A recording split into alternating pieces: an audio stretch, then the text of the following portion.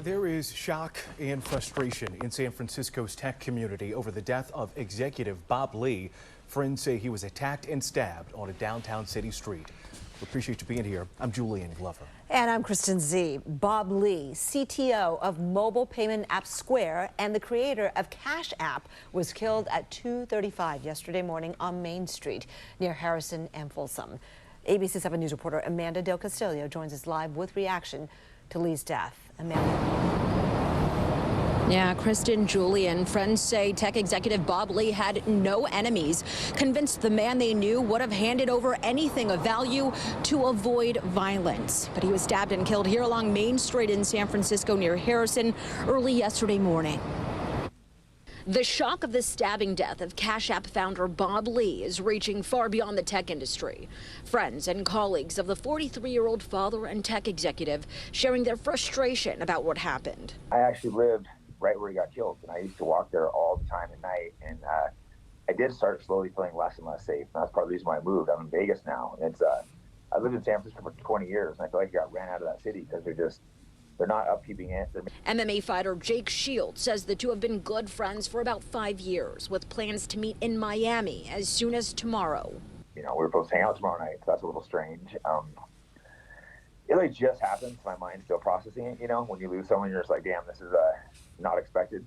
I know he had two daughters as well that he loved quite a bit, so that adds quite an element of sadness to it. Shields sharing beyond Lee's high-profile tech resume. He hopes Lee is remembered for being an all-around good guy.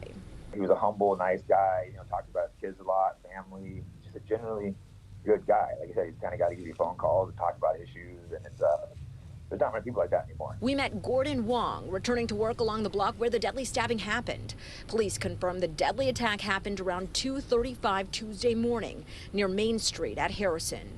The stabbing doesn't surprise you at this point? Oh, not at all, but 2 o'clock in the morning, I'd be at home, That's so sad, young man. This is not a city where anybody should fear for their lives at 2:30 in the morning. This is a city that has a vibrant nightlife, and we should be safe 24 hours a day.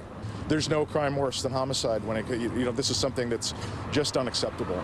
Lee, no doubt a major force in the tech world. He was the chief product officer at MobileCoin, a cryptocurrency company. Before his current job, he acted as CTO of mobile payment app Square and the creator of Cash App. Early in his career, he also worked at Google.